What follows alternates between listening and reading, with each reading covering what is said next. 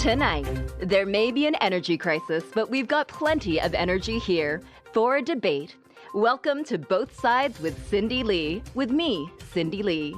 Joining me on my left is Emmy Gorgon, a physician who's worked on large-scale fusion reactors or something at Freedom University. Emmy believes her research holds the key to safely replicating expired Kuju parts. My name is actually... On the right side, opposing her, is the people's champion, last coal power lobbyist, and all-around great guy, Medor Bachan. Great to be here, Cindy. How are my godchildren?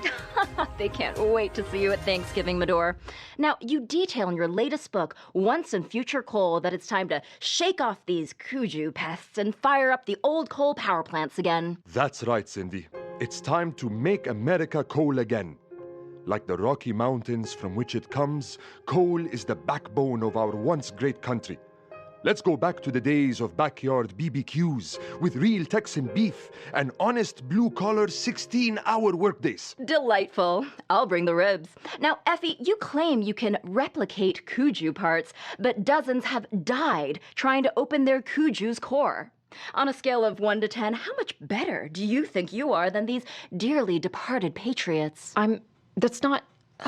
First of all, my name is Dr. Ellie Gagnon, and I'm a physicist, not a physician. If I can get access to Fenton Kwan's early ejectors, then yes, replication is possible. Opening your Kuju's core will always be dangerous, but my experience with fusion reactors makes me one of about 2 people in the world who could actually... So what I'm hearing here, Ellie Gagnon, doctor, is that you think you're better than everyone else. Medor, do you think you're better than everyone? I'm just speaking up for the average Joe who's lost a finger or two to these robo-mutts. Who's lost a finger?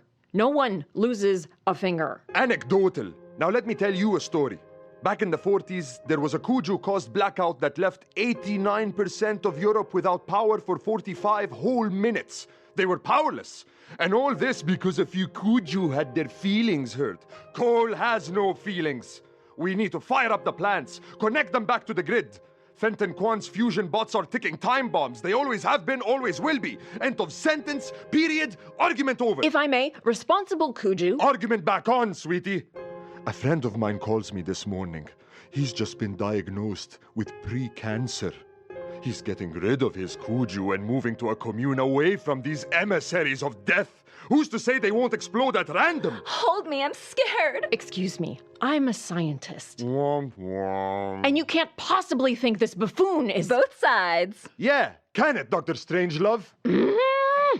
You're listening to Kwantum, an audio miniseries from Andres Wong and Highly Scientific Productions. Episode 3, Analytics.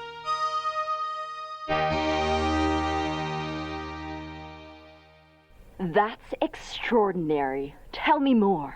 Mutations. Humanity's next generation will have to live underground. They won't be able to handle sunlight, and they'll have to hide their lizard genitalia from the ape-like creatures coming out of the caves who were created from that yogurt that everyone said wouldn't turn you gay. Turn it off, Marnie. Video playback terminated. Marnie, a Gen 2 kitty Kuju, closes the Kwantum projection and limps across the kitchen table with a look of concern for her owner, Dr. Ellie Gagnon, who has played this clip 9 times now? Are you kidding me? Dude. Maybe you should stop replaying it. I need a drink. There's some ginseng cola in the fridge. I'd get it for you, but... We'll get your leg fixed when I can find the parts. Who the hell? Hello? Look at all these letters. Luna, don't touch. Who are you? Hi, I'm Ying. This is Luna. Wow. Your hair's just as pretty as on TV. Great. I'm not doing interviews, signing petitions, taking selfies, entertaining new religious deities, or debating anyone. Please leave. Oh, we're not. Look, I promise we're not just a couple of randos. Oh, look, the door's closing all on its own. Freddie says hello. You were at the off grid? Sure were. We almost got murdered by crazy hippies. Please tell me you took a decontamination shower. We both did. And Freddie's still there? Yes. But he seemed like a tough cookie. And he wanted to stay. We didn't just, abandon him to his radioactive cult family. Nope. He didn't want to come with me either. Crazy family is still family. Come in. How did you find me? The cool guy posted your address on Reddit. Where should I put all this mail? Give it to Marnie. She'll shred it. Ooh, this one says die on it. In 9 languages. And this one has an angry face. I'll take that. So hold on. Why were you at the compound? We were trying to steal back Kuju parts for our local dealer. They fucked my supply too. That's why I went. I take it you found the shed? Freddy showed us. Nice kid. We couldn't salvage anything, but we were hoping that maybe you did. Ha! If I did, I'd be at the lab with grant money pouring out of my ears. Right. Ooh, a postcard. Dear Dr. Gangnam, you are an elitist science Nazi and... Nope. Aw. You know, it's worse than one lone outpost of nut bars. There's an off-grid compound outside every major city, and they're all holding little nuclear fire cleansing ceremonies with every Kuju they can get their hands on. Supplies are scarce all over. That's insane. How are they coordinating that? They don't even have phones. Carry a pug. Come again? It doesn't matter. If I could just crack replication, I could solve this whole supply problem. But trying to find a Gen 1 core to study has gone from darn tricky to impossible. Wait. You need a Gen 1 core, and then you can make new parts? Good new parts. And yes. Ying and Luna exchanged raised eyebrow glances. Impressive, since Luna doesn't even have eyebrows. Does the core need to be operational? I mean, ideally, but most Gen 1 Kujus went catatonic once their ejectors failed and ended up in landfill. They're exceedingly rare, and the few people who own them aren't exactly leaping to pry open. Would you like to study my granny's cheeseburger? What? With some extra context, Ellie decides that she would indeed like to study Granny's cheeseburger. Ying hails a rickshaw, whose driver has some educated opinions about the energy crisis. What I'm saying is, nuclear power is the backbone of this nation.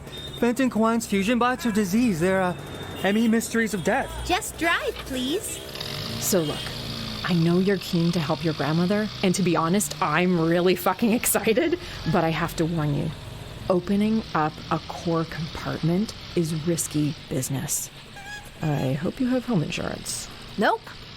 But if you're gonna help Cheeseburger stay online a bit longer and give us a new synthesized ejector as thanks, that's worth the risk. It might take a while for that second part, but I promise it's yours. And it'll be the best ejector you've ever seen. Reminder, they're talking about robo buttholes. Why are you doing it? You wanna corner the market on Kuju parts? You know, I met him once. Who? Fenton Kwan. What? Seriously. The chief ME mystery of death? Ears on the road, bud. I grew up in the Kwan orphanage of Japan, and he was passing through Calgary, so he came to visit us while he was there. Calgary is in Alberta, not Japan. The Japanese orphanages did so well he franchised out to other countries. And kept the name. What was he like? Important. Busy. Smelled great. He told me to study hard, and someday I could work with him at Kwantum. He even gave me Marnie to help with school. Marnie peeks out of Ellie's purse, all cute and shit. I'm filled with every scientific textbook ever written, and some art history. Ellie likes art. We both do, don't we, Marnie? So he's like a big deal to you, huh? I've worked on large reactors, and the mechanisms are massive and massively expensive. Fenton Kwan found a way to simplify and shrink down things that can't possibly be simplified. He's more than a genius. He's a revolutionary. Once I understand his reactors, I'll be able to help billions of people like he did, only better. We all need clean energy. Man, I wish I had someone who'd look at me the way Ying is looking at Ellie right now. Oh, we're here. Let's get to work. Hey, who's gonna pay me? Who can say? It's an Emmy mystery.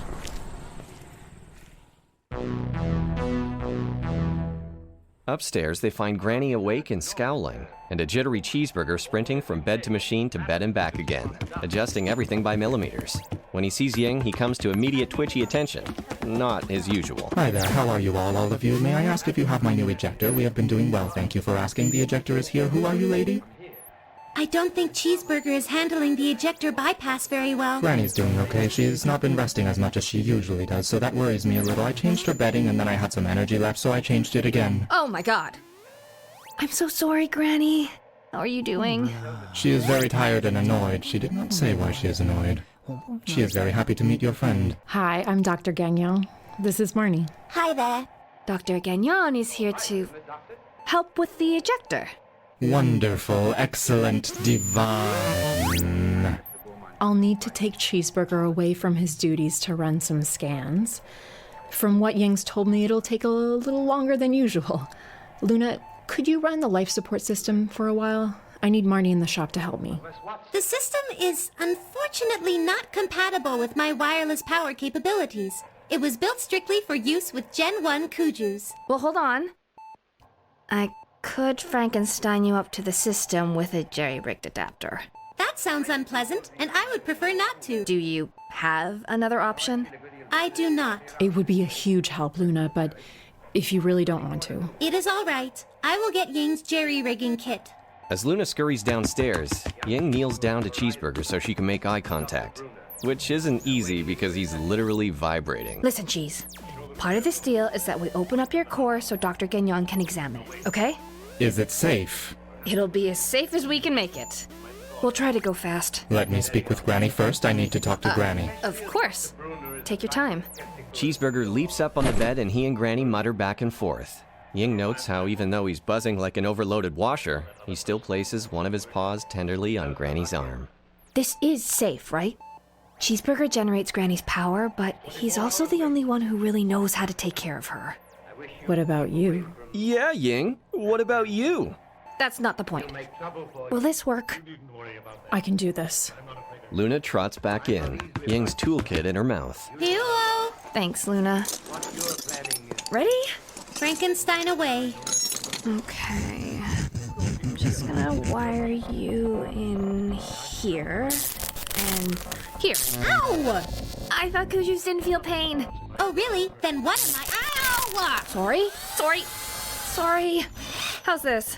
Bearable. You've got this, Luna. You can do it. You can. I can do this too. Thank you, Cheeseburger. Come back in one piece, please. I am ready. Let's go. Okay. Well, my workshop's this way. So, Cheeseburger tells me you like soap operas? I cannot understand you. There's a native family live out here that I've been trying to see for a long time.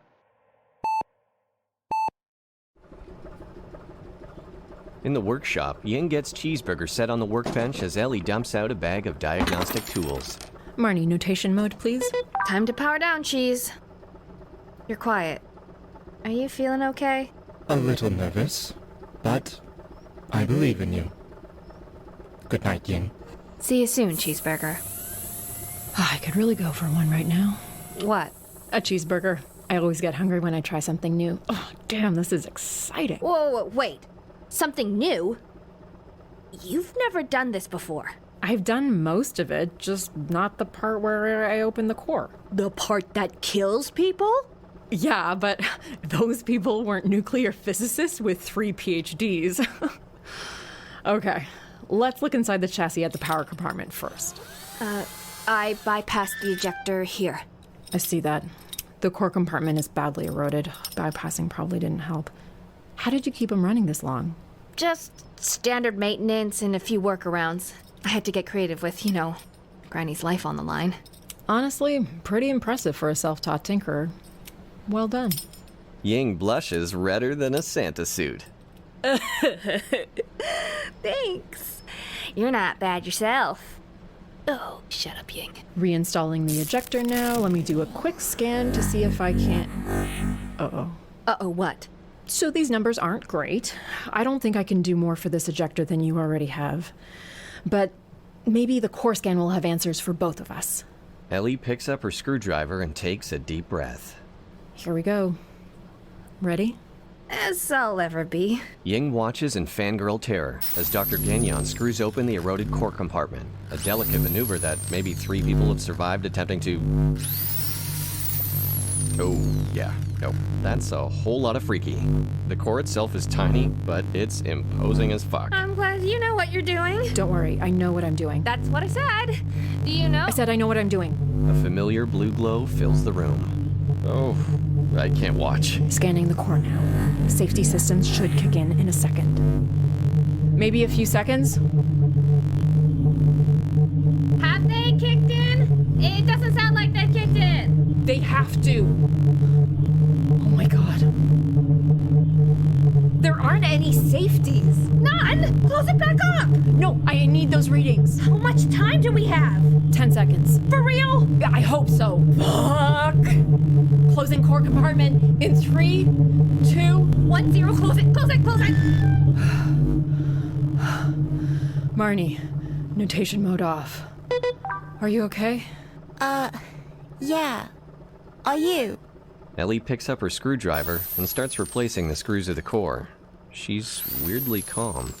Well, I got the scan. And we almost got nuked? What was that? I wasn't expecting there to be no safeties. Well, how did they go missing? I've never opened his core. I don't know. Okay, so what happens to Cheeseburger without safeties? Hypothetically, he could get by without them for years. But eventually the erosion will degrade his system to the point that it can't contain the energy of the core, at which point he'll explode. Explode? Violently. We can't fix him. How long does he have? How long does Granny have? Not long. Oh my god. This must be why the other Gen 1s went catatonic. They shut down all non-essential functions to keep themselves stable. The owners throw them out, and no one notices when they go boom in a landfill. Cheeseburger isn't catatonic, though. Standard maintenance and a few workarounds. Like I said, well done. But at this point, I'd give him a few days at best. Shit. Nobody moves. There's still something hanging unsaid. Ellie picks up Marnie and moves her to the workbench closer. Ellie's not going to say it. Ying is. Did Kwan know about this when he sold them? This is Fenton Kwan we're talking about. You really think he'd sell thousands of devices that were going to explode at a certain age? If he had, what do you suppose he would do when the Kuju started to age out? He'd run away. He'd disappear.